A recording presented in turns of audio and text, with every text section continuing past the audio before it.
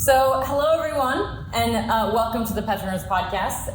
You'll notice that we're not in my dining room at my dining room table. Yeah, on location. We're in my usual place. We're on location, and so it is. I always say this, but it is a truly special treat. So I love doing. From a technical perspective, I do not love doing in-person podcasts, but in-person podcasts are fun because we are on location.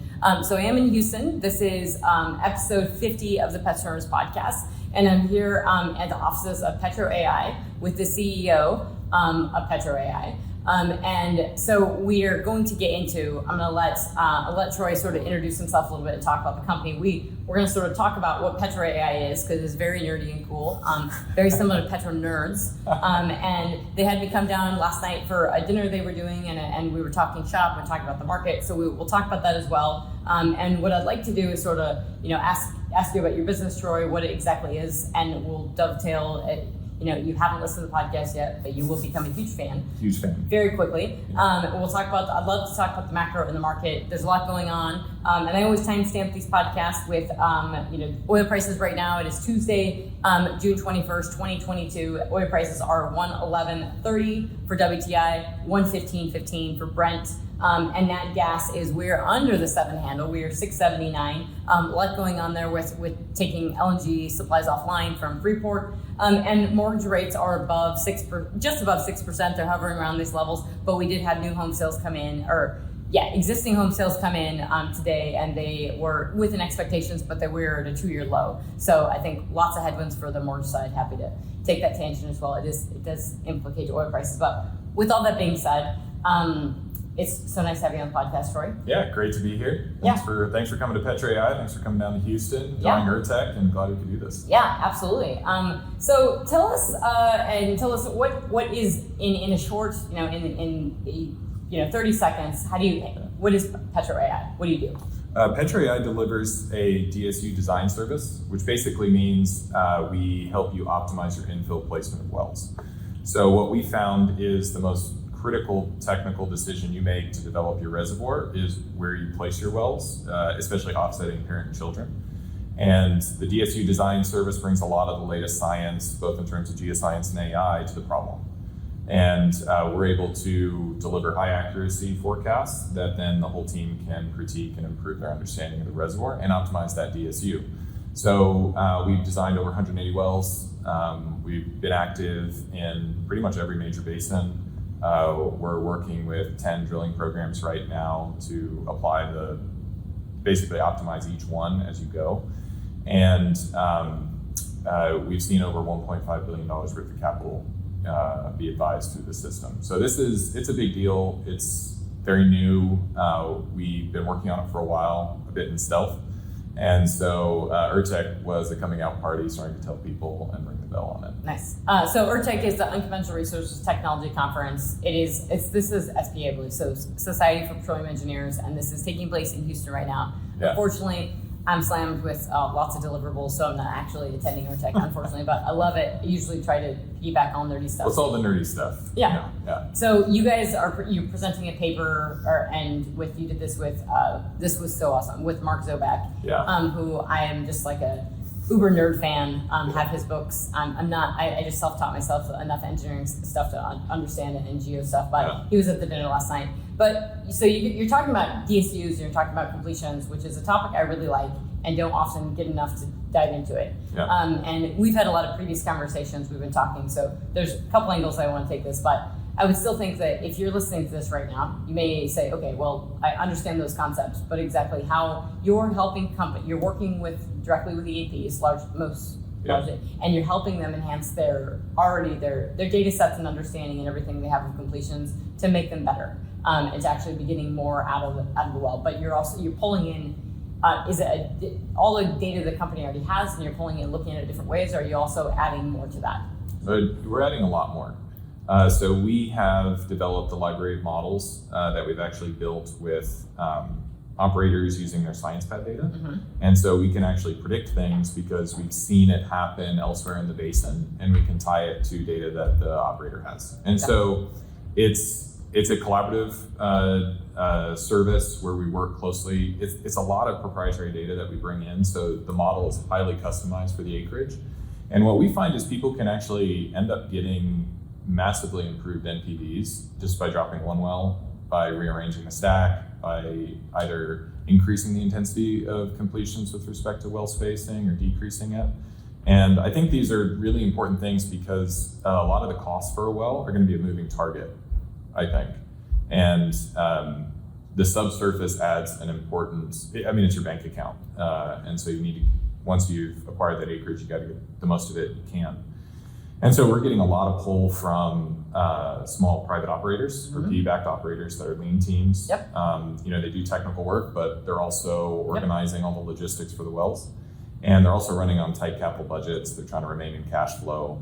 So having a better sense of what these wells will produce is very important for their budgeting cycles, for understanding if they should pick up another rig. Yep. And as we've seen, private operators are really pushing a lot of the growth on the rig count. They're dominating it. Yeah. And we also work with public operators too. And, I think those focused small publics are also starting to pick up activity.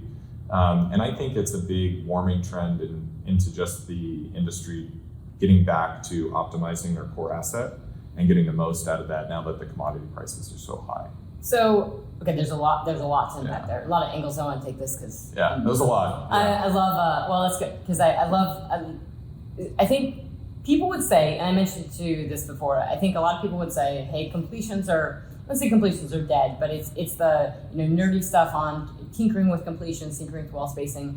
I have worked. I've been doing this business since I came out of undergrad. I'm third generation oil and gas, so I'm pretty familiar how the industry works, as you are. And I would say the evolution of tinkering with well designs and completions, we did see a leveling off of that. Certainly, COVID killed a lot of people's excitement, but even before then, people were viewing this sort of as a manufacturing mode, and there wasn't a whole lot of nerdy just tweaking on completion side. And one of the big issues with it is simply I permitted this, right? And I already have this existing well spacing, and if you're on federal land, that's definitely the case. Mm-hmm. So I permitted, I have my existing well spacing, and I'm sort of doing it. And then a lot of people also viewed that the private side and the PE side was sort of done very inaccurately, it was a big misstep in the market.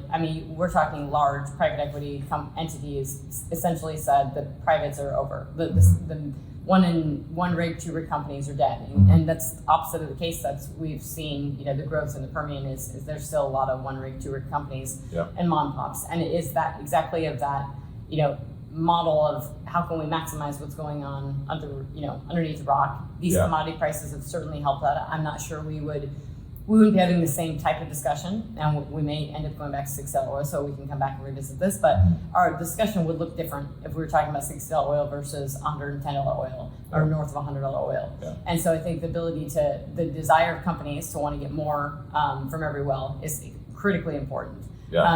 And that's also something I'm not sure folks are actually, I know they're not appreciating it on the macro side, because everything we talk about and what we talked about last night I'm way more optimistic about oil production in the US than I think most are. Yeah. And the ability to get more from the rock is huge.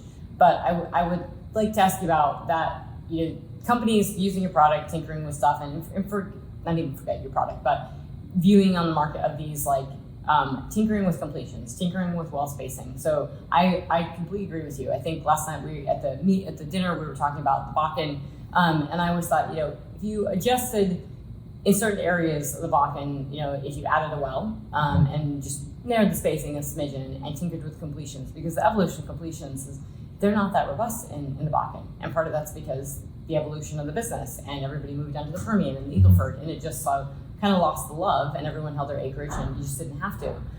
But this tinkering stuff is really interesting to me because it's like you already have the asset, you're doing it, and we don't always see people pushing the envelope. Right. Do you think that's shifting? I think it's shifting for a couple reasons. First off, the decisions of well spacing are typically decided for a private operator at the investor level. So even when they go out and they get money for that particular DSU, that decision can already be baked. Yep. So we're already seeing design cycles where the investors and the operators are using our DSU design service to look for the best economics with this moving oil price and beliefs of where it's going to go. Okay. And that's because actually well spacing is a function of OFS cost and commodity price. So actually you should adjust your well spacing as commodity changes and as the cost of the well. So for instance, if a well goes from 8 to 12 million on average to drill, which it's hard, I mean, everyone's experiencing rising well costs, that actually changes your exploitation strategy of the reservoir. I think where operators are right now, what we're seeing is they want to start thinking about tinkering. Think before tink, maybe, or something like that. But they want to start getting ready for it. And they want to get ready for a more aggressive development of their acreage. Now, you think that's skewed a little bit? So I would think that your big publics, your majors, are not tinkering yet. They're thinking about tinkering. Your independents are closer to kind of not selling the market, just thinking about wanting to do it. And then your privates are probably in the mode of we have to tinker because we got to get the most. So let's talk a little bit about the quality of acreage and the role of tinkering in getting economics out of that acreage. Oh, wonderful.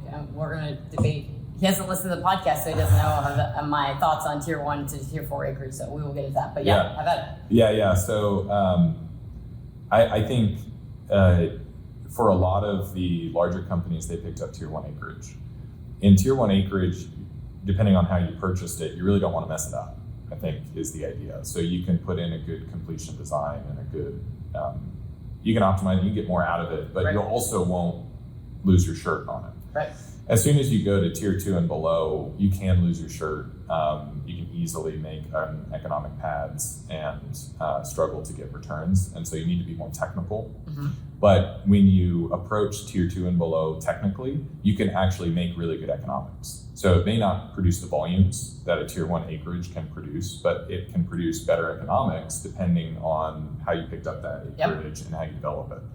So I think a big trend is going to be, we're going to get more out of this tier 2 and below acreage than we thought we could. And we're going to keep expanding the capability. And we have been doing that. It's been the trend, and but it hasn't percolated to investor sentiment yet. So I think investors are still a little gun shy to move on zip codes that they're not comfortable with, and they've seen repeated success because there has been a lot of challenges in different areas and different zip codes. And I think when we saw this trend a while ago, we actually saw the well spacing challenge a while ago, and we said, this is going to be the rest of shale. The rest of shale is putting in child wells. And for a lot of these operators that are putting together ambitious campaigns, it involves lots of child wells. And so making sure that those are placed correctly, that we're learning the entire time is going to be critical for the ramp up for these operators, because most operators haven't had to deal with child wells. Good example is these small operators with lean teams are now dealing with bounded wells. They're dealing with even offset neighbors that are fracking into their area. And the larger publics were used to that because they had such large areas and they developed programs for mitigation. But for these privates, they're sort of jigsawed in with everyone else, and you're moving the rig around, and so. And they didn't.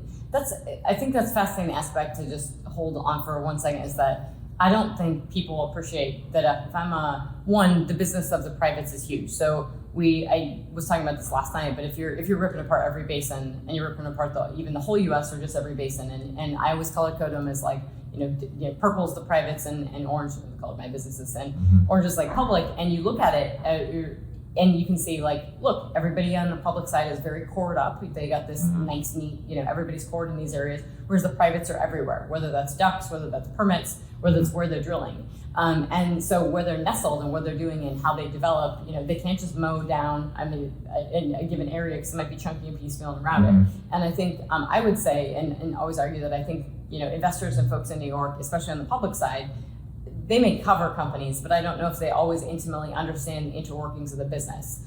Because it's hard. You have to be on the ground, boots on the ground to see it and truly understand it, as opposed to just, listening to an earnings call and saying, okay, which direction are you going? So if you think of the layer and the complexity of what you just said of a private company, being nestled in between something and thinking about, from a nerdy rock perspective of how do I develop my benches and how do I do this, and also how do I articulate that to my investors and the PE backer, and do they understand it, and do they get that my OSTA operator does matter, and how do I put this all together? I mean, that's huge and very complex. And it produces a lot of deal friction for them. Absolutely. So, in light of all that, they also need to continue to get funding to keep putting money in the ground. Yep. And have successful wells. That environment just has created a lot of deal friction. And I think, I just said my hope, and what we're doing right now, every single one of these private operators, when they pick up PetroAi, will be punching with Devon from a technical perspective. So what if every single private operator operated like the best? Mm-hmm. That's a lot of oil. Well, and that's a lot of value that people are sitting on, because there are best practices to apply that the leaders in this space have pushed. And we've worked with several of them who have fantastic returns. And we're packaging that up into this service. And we're bringing, because if all those private operators started optimizing every piece of the reservoir, just like the focus players are, that's a tremendous change in our efficiency to extract resource for the same dollar. 100% agree. And so when people always ask me, and I know people in the business, and I'm exposed on a macro side with different folks I work with and some folks I work with, across the value chain of oil and gas, in and outside the industry as well. And I do think that something, when I'm in London or I'm abroad or something, and especially actually I would say in the Middle East, the appreciation of this is of what's our rock potential. And most of us in the space know, we have a ton of natural gas. It's a smaller molecule, it's easy to get out. We're not even sort of tapping it. But there's more skepticism on oil. How far can we really go? And you could argue, inflation, ability to get people in the field, all that is hurting it. But I always say, if we're betting on a technical rock perspective, I have said this for years and years, and probably when I first started the podcast said it a lot, but what you just characterized is it's critically important and not well understood by the market at all, is that if I wouldn't even say subpart companies, but smaller companies that didn't have access to this nerdy data stuff and the tinkering and everything, and now they do, or they can just better optimize their rock. That's game changing. And you can think about it from, when in the Bakken several years ago, I would go to the rock classes they would have on the back of their conferences, and it's 5 or 6 hour rock class, and you're going through the geology. And the fascinating thing to me is it would be the lower benches of the Three Forks, and they're like, nah, we won't be doing that. And be you look at the cores, and you're like, some of this is gonna be hard to put lateral in. But the ability is you can't put a lateral in here, but can you get the oil out? And then they did. And so what we've seen consistently is that these plays actually do better than we think. So this is where I have a little bit of difficulty sometimes when we categorize tiers of acreage, because one, beauty is sort of in the eye of the beholder sometimes, and folks see, hey, I think I can do this, and if you're private, your return metrics are very different. And so the ability to sort of, we have done it in Three Forks where people said we weren't going to be able to go into different benches of Three Forks. Is it as productive necessarily as the core of the Bakken? No, not necessarily, but can you get more out of it? And high oil prices really do matter, even if we were to drop to $80 a barrel, which we're going to make sure we talk about, but you would still be doing a lot of this stuff. And so I think the ability to get better at the stuff we already know, and people aren't thinking about this either, because I think what happened in 2020 was so different and nuanced than previous downturns, where people usually get smart and slow down, and a lot of companies did. I think a lot of publics even did, and I tell people this all the time. I said it last night. You see it in the data. Well performance is not declining. It's not disintegrating. We're not falling off a cliff. Yeah, let me jump on that. Please do. Performance. You're welcome to interrupt anytime. Because I myself have been thinking about what's the impact that our approach is, and competitive, and similar approaches where we're maximizing the full volume of the reservoir. I've been thinking about what that compares to, and I think it's going to be a similar effect as when we learned we could start drilling longer laterals. I think it's going to be that magnitude, and it's going to be, so that'll put it in the, up to 50% improvement potentially, depending on where and how and all that sort of thing. So it's a big, so I think investors looking at the space, they've fallen behind on the technical side, 100%. And they're going to have a lot of trouble staying up with their financial models. In the end, you do get to a tight curve when you understand an area, but those numbers matter a lot. And also the flexibility and your ability to change exploitation strategies based on OFS changes and commodity changes. That's going to be really important. So having like trustworthy acreage, that's going to be really important. It's not tier 1, tier 2, et cetera. Right. It's trustworthy acreage that you can exploit. It's knowing it and exploiting it. And it's also it's that knowing the market, which is what, we were talking about this last night, but it's like, sometimes it's like, well, why do I need to know what's going on in the market? It's like, because all this stuff gets put together. We are seeing, I would say, I perceive even by the group of operators that we were talking with last night, is that on the private equity or small private operators, a lean in on the technical capacity. So better, we need to understand the rock, we need to exploit it better, and we need to also understand the market and how this all folds together, and trying to be ahead of the curve as opposed to behind it. Now, the proof's in the pudding if oil prices were to correct and how everyone reacts. But in theory, and that's why I say the 2020 was different, was that people really lost their heads with the ESG stuff and went crazy, and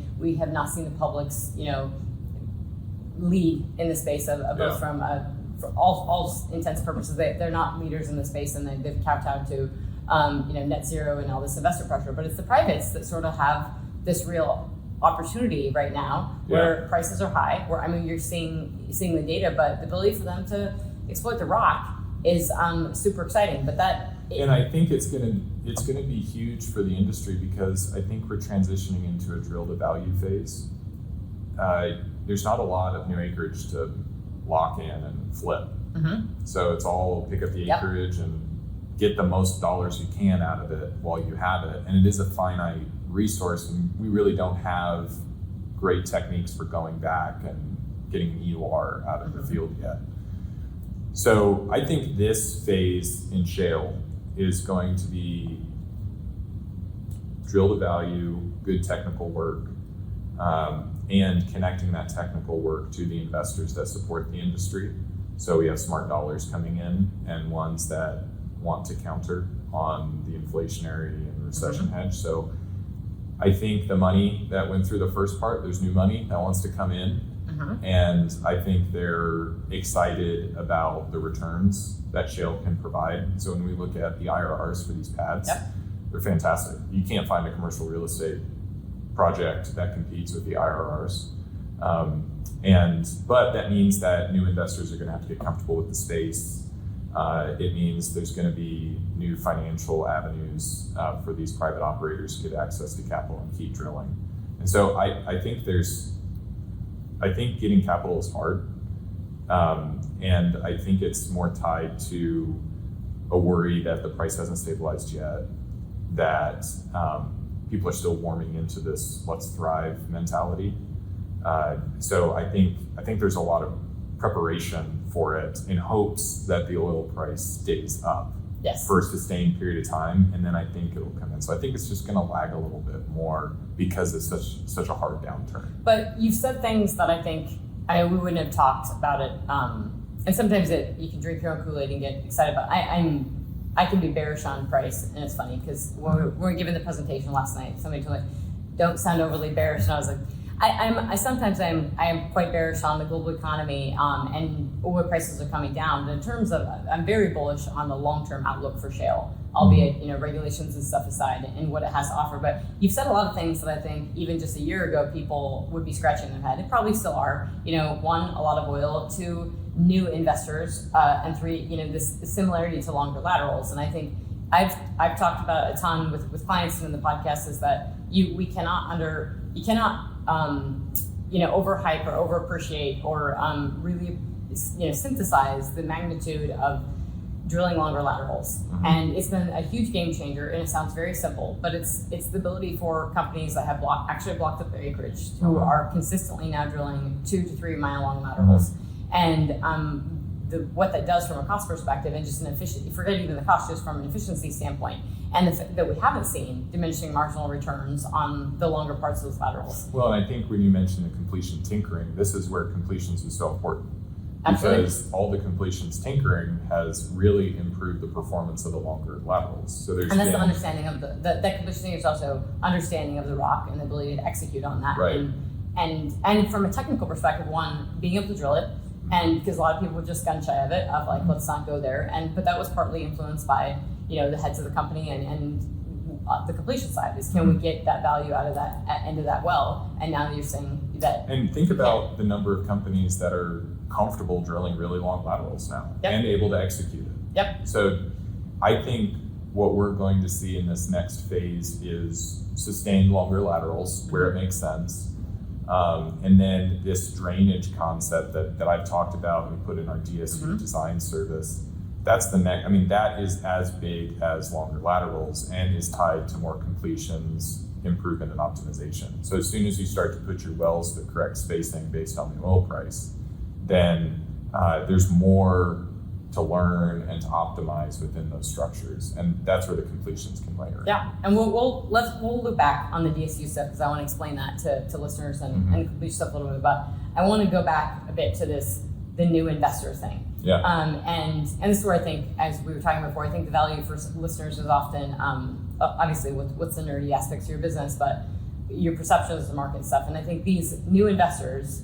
Absolutely, in 2020, I was seeing it from I called them the private investors. You had PE money, and that was scared or gun shy or whatever, but it was locked into this space, and so they're just trying to recoup. So they're smash coing, and smashing up their portfolio companies together on the E&P side, and not appreciating that they have good rock or that prices weren't going to be $26 a barrel forever. Shocking. But they just couldn't see the forest through the trees. And then you had lots of money, I think, particularly in Texas, where we're at, not necessarily Houston, but in Dallas and other places that wanted to get in the space, that has been around this business for decades and very seeing like this business is going to be around for a long time. How do we enter back into it? And so the really private money, non-private equity, but separate from that, has been flowing in. And I think it's interesting to me is that the more I come down here, the more I'm on the speaking and exposed on that side, I'm hearing that is that these new investors or folks that are, I would say, frankly, interested in oil and gas, and we have such a bifurcation, not globally and in the U.S. of, hey, we're interested in oil and gas, and hey, we can't stand it, and we need to get out. Yeah. And that's also creating opportunities for new investors because the publics are pulling out. As we were talking about, Harold Hamm is wants to take Continental Resources private, which I've said this, lots on the podcast. We should have done this a long time ago. You should just text Elon. Exactly. I'm sure. real fast. Exactly. We'll fix take the cash flow walls on companies. But it's because you have so much flexibility and you can't handle, you can't work in this market. But what is your thoughts on those new investors? Who are they? And how does that, you're seeing it not directly related to your business, but it is related to your business because some of those are the companies that you're working with. And what you do, you're having to articulate, if they can prove up these, well performance, whatever it is, even if it's, 10 wells, whether they're trying to package this up and smash with another company and sell it, or they're just trying to develop it and make money on this. Yeah. I'd love to unpack that a little bit. What do those new investors look like, and what's your exposure to that? There's no right or wrong answer here. Yeah, in the investor world is something that we're getting into. So once we've done that optimized design, we'll actually help shop it and bring capital in for the pad. So if it makes the pad more money to add another well, then we need to go fund it. We're getting exposed to that. And so we're seeing trends as we go shop those deals around. I think what we're noticing is now that everyone's moving to drill to value, it opens up a lot more opportunity for investors to step in. So that's what I think is the seminal change from pre-era to the current era, and why these new investors can come in. When you think about a shale well, you really get a payback at these prices in a couple months. Yep. And that's just such a crazy concept to think about. It's crazy. And then, you can actually sell that to PDP. There's a lot of PDP buyers, and especially as inflation, continues to get worse, buying physical assets is always a good thing. So I think there's going to be, and PDP's easy. You fit decline curves, you just buy it. You're buying production, so so there's a great market for that. Yep. So even at these prices, I think you just do the math. I mean, it's not the opportunities are there for developers to exit their position to be production buyers, and there's enough out there that want to pick it up as even just a diversified portfolio. Okay, that's fair. Can you explain the drill to value? You've mentioned that a couple of times. Yeah, what does that mean? Yeah. Okay, so they spent a lot of time putting together presentations about how much money they're going to make when they drill it out. Well, that's what they got to do. So you got to produce the cash flow. So drill to value basically means taking the acreage position that you have and drilling it out in the most valuable way you can for all the investors involved. And is that, and I appreciate the concept. I would say, is that concept kind of thriving right now, given oil prices are high? So it's like we're going to capitalize on, the most we possibly can right now. And there's a nugget that I took away from our conversation last night, and with folks on the table in the room was the maximizing every well in this price scenario or this price environment. And I'm not sure. I really, people who are slightly more negative on where U.S. oil production is going, I really don't think appreciate that. Is that you can't have hundreds and hundreds of private operators really focused on maximizing each well output and not get a production growth increase. I mean, we're sitting at nearly 11.7 million barrels a day. We're definitely going to exit the year well over 12 million barrels a day for the U.S. And that's meaningful. And it's because of this. I think what you're saying is like people are saying we have to get the most out of this. Yeah. Well, if you put yourself in the position of a small operator that worked really hard to get that lease position, perhaps even had a non-marketed deal that they're able to pick up. They took a lot of debt, they took a lot of money to develop it, and this is their one shot to monetize it. Then they got to do it all over again. And getting land and getting good acreage is hard. I mean, you really got to fight for that. And then once you have it, you got to do the best job you can. And the way most of these compensation packages are put together, they only really make money in a good upside. So if they just do an okay job, they may get a little, but pretty much the equity gets all the money back, plus points. And so I think what's really important to realize is now this crop of leadership that's in all these companies are really trying to maximize all the work they put in, like to get it and to bring the money out. That was a switch from the acquisition style of building a company and then getting purchased by a larger company. They've already bought. They have too much. So a lot of these companies that put a lot of acreage positions together, they have a lot of acreage now, and there's going to be some swapping of development.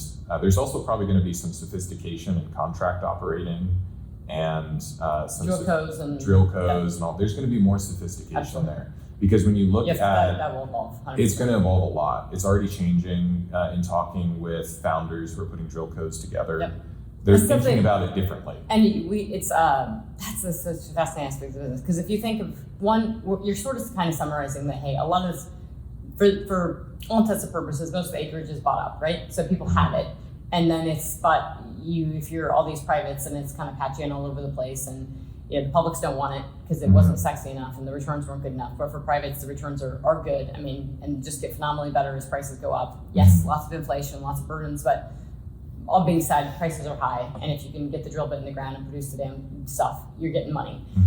So the evolution though is they will continue. Smash codes are not basically a good term, but I mean, you're going to see some kind of consolidation there. You have to see some smaller companies coming together that would maybe then look to be sold to a bigger company, a big public. And if you don't see the public side, I mean, I would say... I think it will still happen. I think it just won't be the same frenetic market that we had in the past. So there's definitely a sentiment change, and maybe it's a little bit being here from Colorado to Texas, but I would say that even a few months ago, earlier this year, I would say that there was a pretty negative sentiment on the market from smaller companies, say in the Delaware or even Midland, that thought, their initial outlook, several years ago was, hey, I'm going to sell to a public.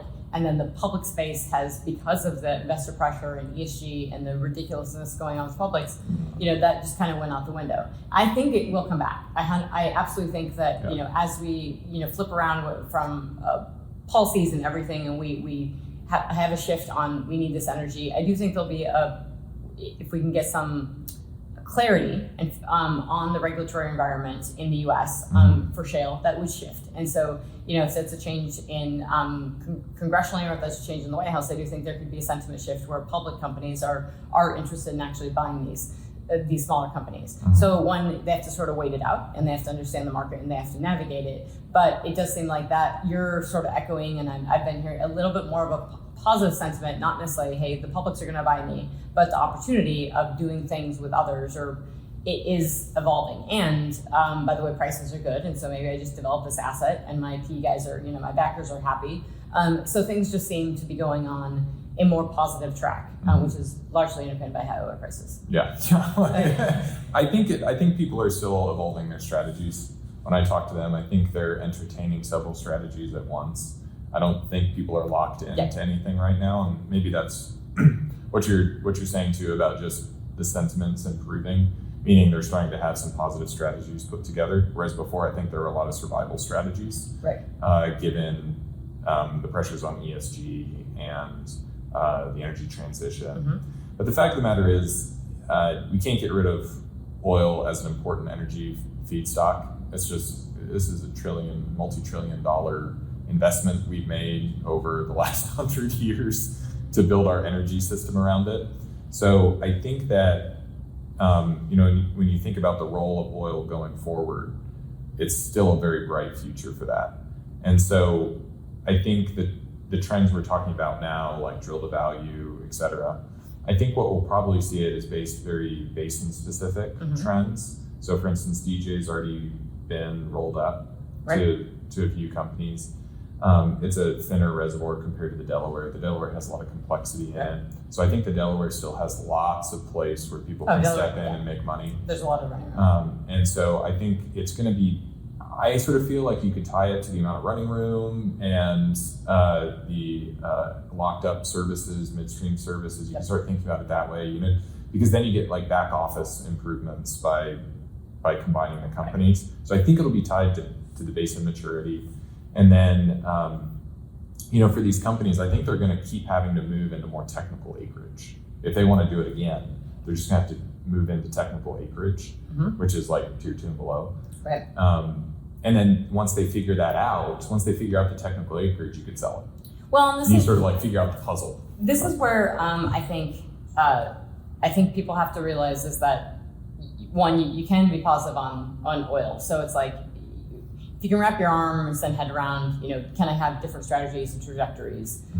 Headwinds, I think, are, all these things that we'll close this, before we close, we will talk about the negative side and actual oil prices, because it would impact on this. It's easy to be very optimistic when prices are this high on this space. But those varying strategies of those companies, and I 100% agree, Delaware it's stacked, it's deep, it's thermally mature. Even the stuff that, the shifts in sentiment of, we don't like all the gas, and now it's like, oh my gosh, we love the gas because we have to price this as long as you have the takeaway, which we're going to have some issues with that probably in the Permian, but the midstream fixes are pretty quick.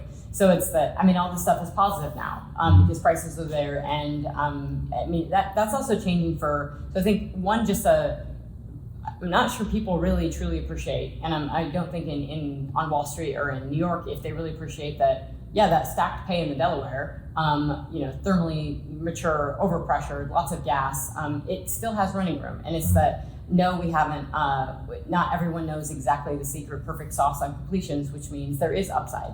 And you can see that actually in just normalized decline curves. They have improved in the Delaware, and they continue to, even just by a little bit, move up. And that's meaningful given how many wells we put in the ground.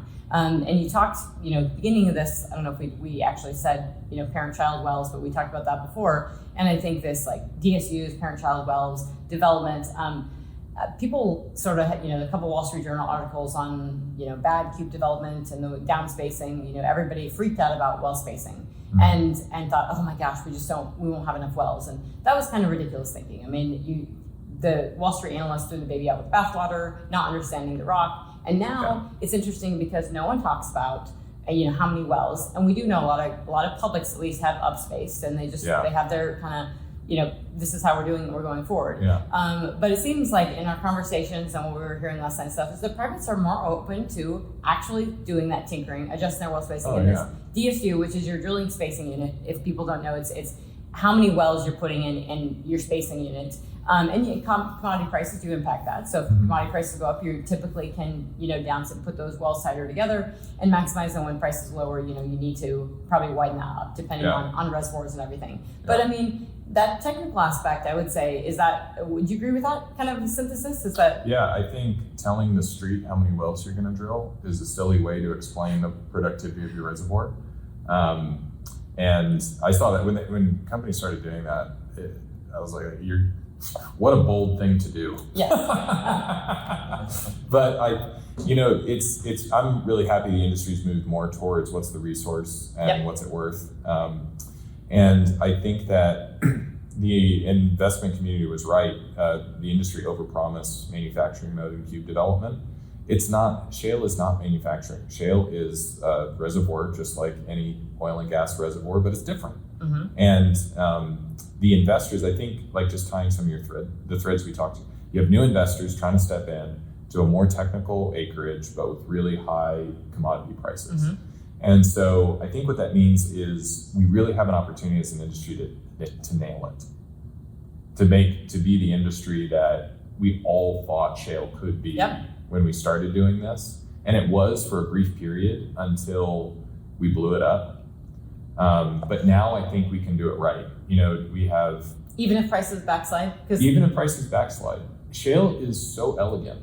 It is, you can do the math to figure out how many wells you should drill to stay in cash flow. You don't need to fire everybody. Yep. That's just pattern behavior from the industry. I think if we just sit down, if you just think through your acreage and as price changes, you can just stop drilling for a little bit and then pick it back up when prices come on. So, the amount you need to drill to keep things going is a very interesting and optimization problem that's different for each company. Yep. But it's solvable. And so if the oil price goes down, well, then well costs will go down a little bit. Yep. Right? So and everything just sort of responds. If this industry has proven anything, we can drill and complete a well at surprisingly good quality and surprisingly good costs. And that really explains, so I would say, and I say this a lot, but one, I would never bet against U.S. shale because you cannot bet against these producers, and this industry is exceptionally resilient, which is why I actually see more upside potential in production and downside on price in the long term because the production potential is huge. Just think about this, what if instead of thinking about shale as, we think about it as like a quant opportunity, okay? So it is almost the most elegant quant system out there. It's better than real estate. It's a physics-driven system. It's well delineated. We can make money whenever you want to make money. You can save money whenever you need to save money. I mean, and the IRR the IRR for these DSUs are good even if oil price drops to 70. Yep. There's still enough drillable acreage to keep companies going. So I almost see shale as transitioning into a quant, not manufacturing. That's wrong. It's not manufacturing. You're not printing widgets. Right. Instead, you're always optimizing economics, and you're looking for places where you can make money. And the only way you do that is by having a really good understanding of that rock and having that put together. It comes back to that. Almost back to understanding the rock. But shale is more quant than conventionals, I think, because of how fast these things produce and the low perm, which is elegant because if you had a conventional reservoir, you put 2 wells in, they'll start talking to each other eventually. In shale, no. It's very elegant. It's very unique. They just talk to whoever you wanted to talk to when you fracked it, and then that's about it. It doesn't extend further. It's a blessing and a curse. It's like there's a lot of marriage jokes that I can make right there. But, okay, so the sentiment, I think, I'd say this is one of the most optimistic conversations. I mean, the further you get outside of shale, and I would say if you go to London and other places, there's probably a lot of naysayers on, that just don't see the opportunity to think it's all been drilled up and acreage is tapped through. So one, I think that optimism is positive and good, obviously, but the sentiment around I do want to bring this back to sort of the public-private side because it seems case in point of Harold Hamm saying he wants to take continental resources private is that the sentiment around oil, largely, if you're a big picture, is extremely bad. Yeah. So oil prices are high. The economy is not good. The global economy is crap. Oil prices will be coming down, not because oil prices are necessarily high, but because all prices are high, and we have very high inflation and high oil prices, and the consumer just can't handle, it's taking a beating right now. That being said, the positive aspects for the industry is that oil prices, could easily come down to $80, $70, whatever it is, still be able to make money. And what happens, like you were pointing out, is that you will be able to hire people will get into the field. So I'm not saying it'll be perfect, but the industry does not do, the knee-jerk reactions that we've seen. So the public-private split, the sentiment is bad on the publics. They're not leading in the space. They're leaning into all the net zero stuff, and they're, publicly doing that, which is putting a bad face for the industry. Now, that being said, you're obviously explaining that there are investors that are looking past that and seeing through it and saying, oil will be around. Well, and I also think those new investors are assuming that that's been done. I think they're saying, this isn't our responsibility, that they've already been, analyzed for this and critiqued for it. So let's just assume, that's worked, and it has. I think there's been a lot of improvements. And I also think what's interesting about the public sentiment is everyone's talking about record profits for some of the publicly traded companies. Well, they're also not putting any capex back in the ground. So It's a very easy solution. Just, investors need to say, okay, we'll go back to putting capex in the ground. And there doesn't need to be any sophisticated things that come out, really. And that's going to bring the price down too, as the volumes go up, because they're going to reinvest. And so I think we're just in this period where they're reaping in a lot of those profits. The investors are getting happy. They're getting warm back into the space. U.S. shale does have a lot of running room. There's a lot of international shale that could start being developed. Yep. And shale seems to be everywhere because it is. So people just don't know that. No, and I think that, this is a great way to shift it again to being the positive sentiment. But so the real question, this is what I wanted to talk about, is what happens when the sentiment shifts? Because this industry does not do a good job of when things go downhill, especially during 2020. I mean, if you knew you're going to be in this business, you should not have stopped drilling. You should have kept drilling through it. You should have completed the wells, not turned them on to production, and you should have capitalized. And a handful of companies did that, but the whole industry should have done it because they knew they were going to be drilling wells 2 years from now, but they couldn't, and they were afraid, and they freaked out. However, so that being said of this sentiment, I think the public-privates right now are, if I view ESG pressure, it is transitory. I say this a lot, it's unlike inflation, it is transitory. So this ESG, I describe it as the eye of Sauron that goes from industry to industry.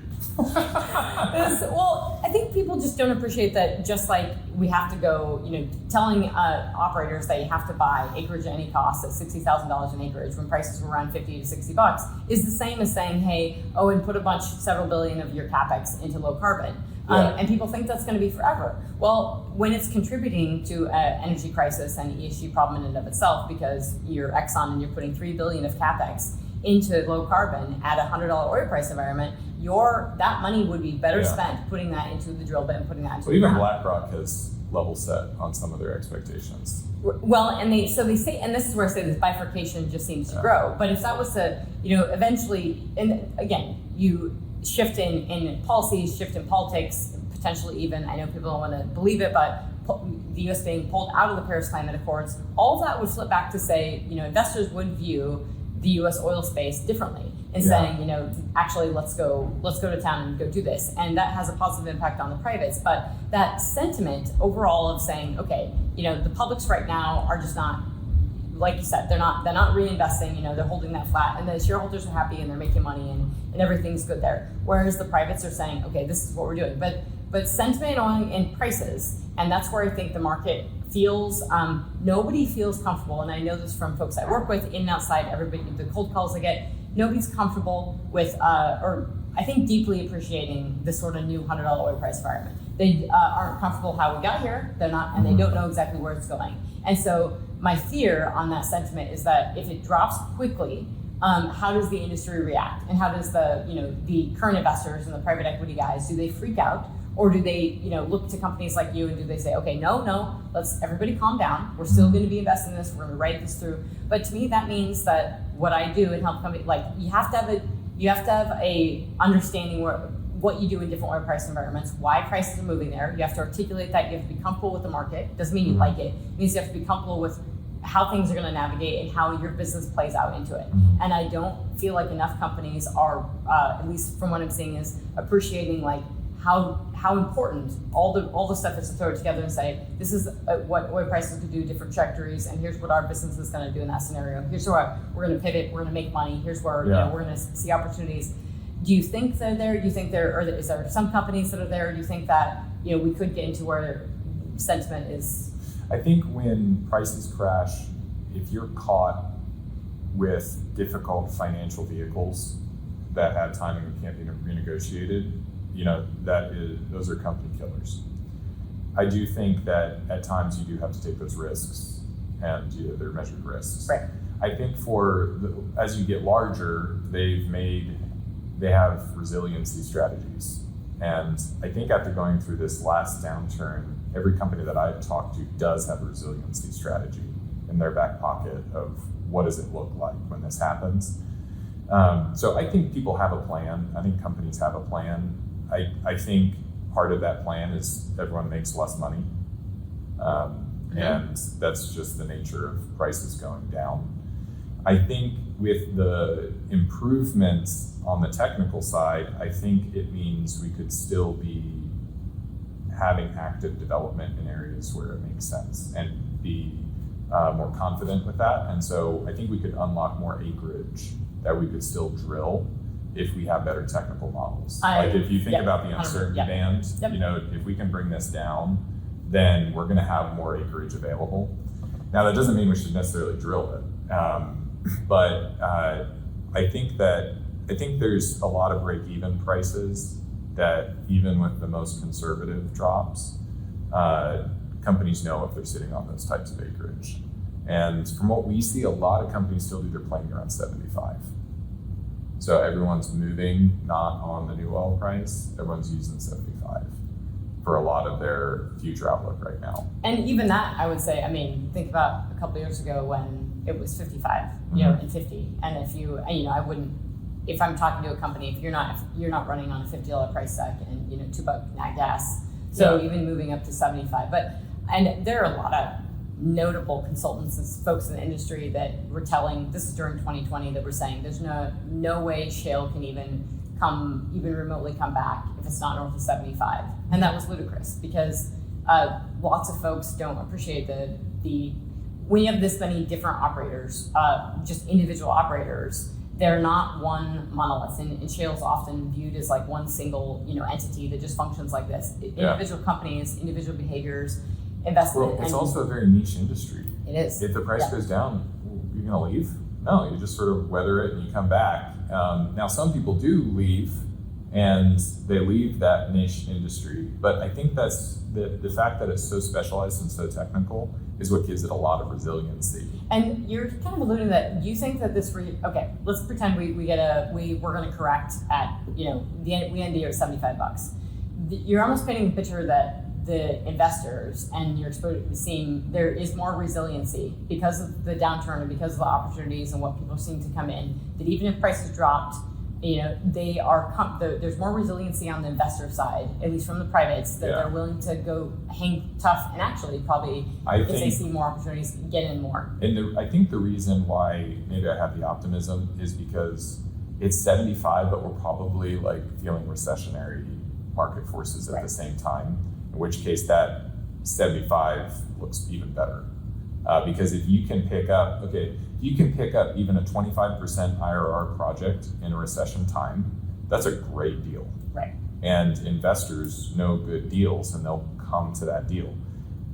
With $100 oil, some of these projects, the math doesn't look right, and you do it and you have like an 80% IRR project, but that's just what happens when the commodity prices go up. So I think there's just lots of room for those points to go down. And if we're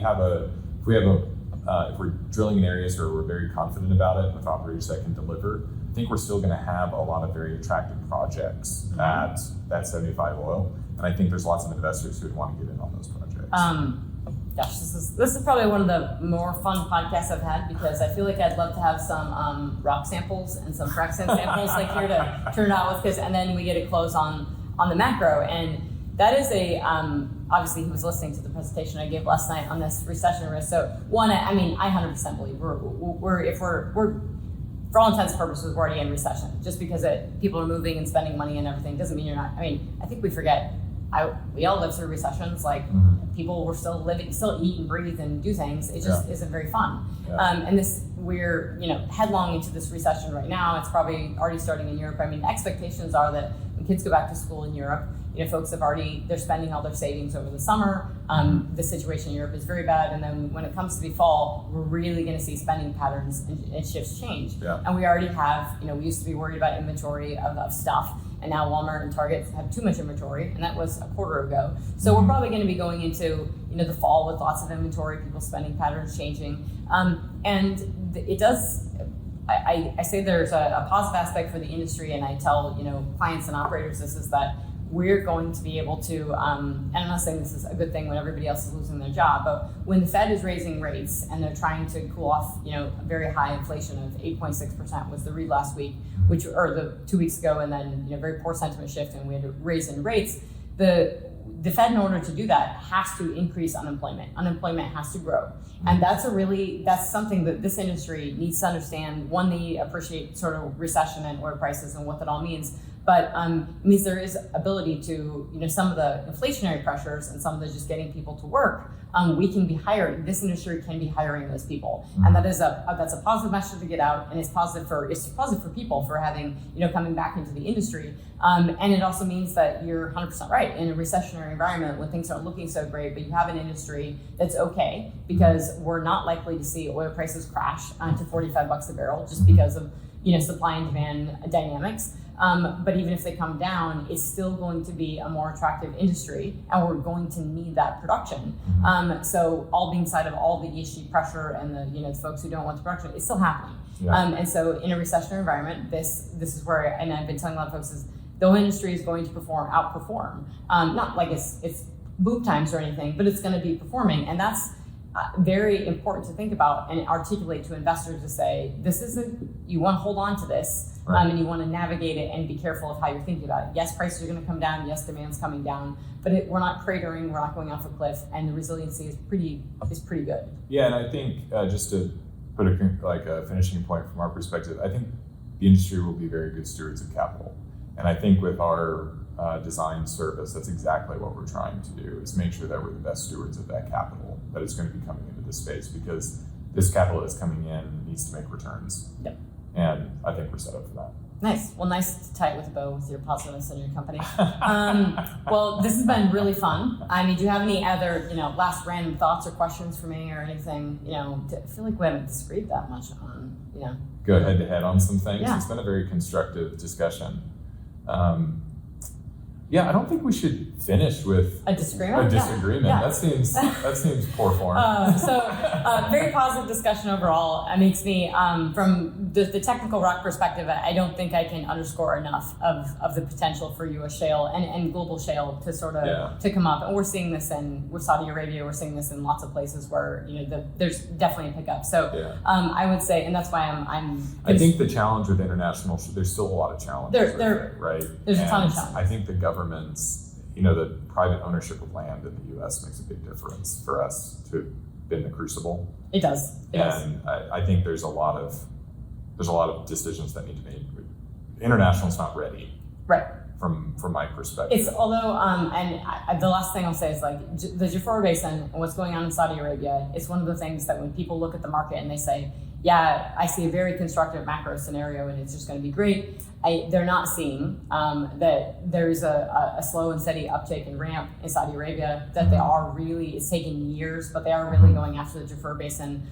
They're really going after the gas side, and supplies are coming back, no matter how you spin this. And so there's countries that own the asset outright, like Saudi Arabia. Yeah. I think the bullishness on shale is, and every many countries in the Middle East are dabbling with it. So that being aside, this has been super fun. Yeah, it's been thank you. Awesome. This was great. Yeah, awesome to have you on, and you will be listening now. That's right, avid listener. So exactly. So most people when they never listen to the podcast, they start the last one and then they always say, and then they work their way back. And they still hold their value, I would say, in many ways, because the information is still relevant. But thank you so much. Thank you. All Thanks for having me. Bye, guys. Bye.